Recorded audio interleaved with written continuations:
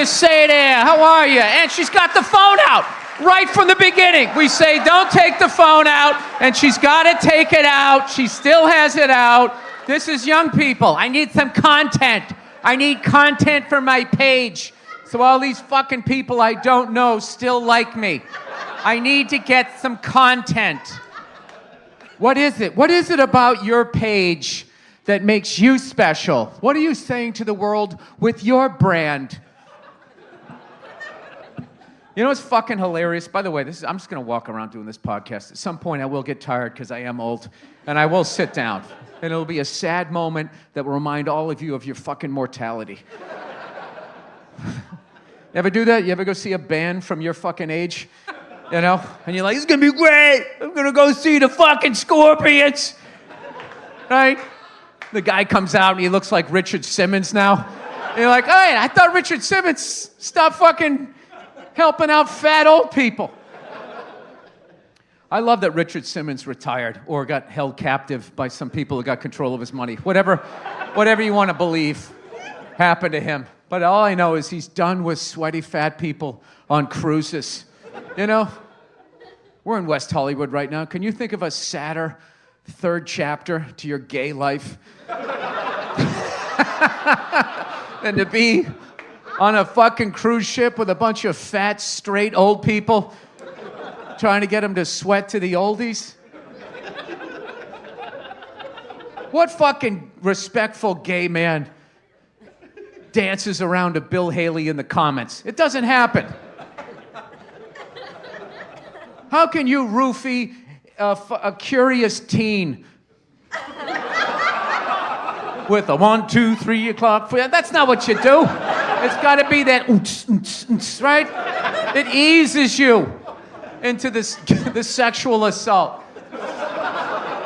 Are you saying all gay men sexually assault people? No. But some of them do. And that is true progressive thought. Realizing that there's creeps with dicks in all gender, fucking whatever you're supposed to say. Whatever the fuck you're supposed to say. You know what's funny right now is watching the hardcore left walking away from their hardcoreness, you know? After they fucking took out so many innocent people, now they're doing their new thing is like, nobody got canceled. What are you talking about? Oh, God, another old person saying we can't even say this. It's like, no, you did do that. You did do that, you fucking cunts, right? That is what happened. That is what happened, right? It all happened. We all rollerbladed. We all told people they had to get vaccinated. And liberal left people flipped out if you didn't say they. And they tried to fucking end you. That's what they did. That is what they did. Now they're like, what are you talking about? Like your parents, right? When you go home for Christmas. And you're like, you know, every day you called me a dumb cunt, and it really affected my self-esteem. And they're always like, what? I never said that. You're crazy. Jesus Christ, just have some casserole. It's gonna be weird. It's gotta be weird when your parents die, right? And you don't even cry. You know? And you just feel more like it was like an old roommate that you lost touch with. It is like an old roommate. Who has an old roommate that ever taught him how to ride a bike? They didn't. If you have bad parents, they didn't do that either. So when they die, it's just sort of weird. Like, oh yeah, whatever happened to that guy? We're here at the Troubadour. How about a round of applause for this legendary venue? Elton John took a shit in that actual toilet up there. That's how he came up with that album title, whatever it was called. Brown Derby and the fucking choo-choo train going up your buttocks. What did he call it? I saw him when I was in Vegas. It was fucking amazing. The guy came out, had no opener, played like 3 hours of nothing but number one hits, right? But at the end of every song, what he does, because he's so fucking old now, and he can't do anything, he just, you know, the piano, whatever that fucking doorway is, that trap door on top of the piano. I'm not an audiophile. I don't know what the fuck it's for. what he would do at the end of the song, he'd fucking, and it's Saturday night, and he'd fucking end, and he would just slam it down, and then he'd fucking stare, he'd mean mug the crowd, and everybody like, yeah! Fucking Elton John, man! And I was like, why does he keep doing that? And then I saw him walking, and I was like, oh, that's why. That's why. No, actually what happened was I went into John Varvatos, because that's what, any old dad, that's where you shop, of a certain age, that sort of has a paunch, but doesn't think they're that fat, right? You go and you buy a cool shirt. They had a picture in there of him in the 70s, and he was literally slamming down his hands on the piano, and his feet were all the way behind his head, and he was wearing like 4-inch like wooden clogs before slamming down on his fucking hips. And I was like, oh, that's what happened.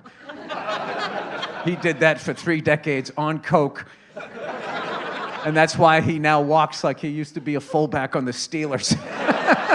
Dude, he just fucking walked across this. It's like, you know what? I believe that this is the farewell tour. I don't see this guy coming back. And I'll say that's a compliment to him, all right? When you play piano and at the end of all of it, you walk like Earl Campbell, I knew that wasn't going to land as hard as I wanted to, right? Who was Earl Campbell? He was 2.5 Bo Jacksons, like welded together. Anyway, so I wore my jean jacket here because this is what you do when you're a man of a certain age and you're going out to a rock venue. I'm gonna wear my jean jacket so people know that I'm still rocking, I'm gonna stop short of putting my favorite band things on it because then it becomes sad. It becomes like really like a sad thing. Speaking of sad, this is like one of these fucking benches that's perfect for a homeless guy to lay down on. You know what I mean? And you get mad when you show up like, God damn it, I wanted to sit down. And they're always sitting there. Like, you ever just have like a shit fucking week and you hate your life and you don't love the person that you're with anymore, but too many holidays are coming up and you can't break up with them? Or maybe they have like a birthday and you just got to go through the motions again as you're staring at that blank part of the card, trying to write down emotions you don't feel anymore. And all you want to do is lay down, right? All you want to do is fucking lay down. And then you come up and you just see that fucking homeless guy just laying there like the middle of the day on like a Tuesday. And you pull up in your Acura with the special sports package, all the trappings of a fucking cubicle, right? And you just look over at him going like, fuck, I'd love to do that right now. That's when your life sucks, when a homeless guy on a Tuesday afternoon can make it look good. Like, what if I just tapped out of society? I'm sure I could find an off-ramp that there's not another homeless guy at. That seems to be where you make your money, the off-ramps. The longest red light in LA.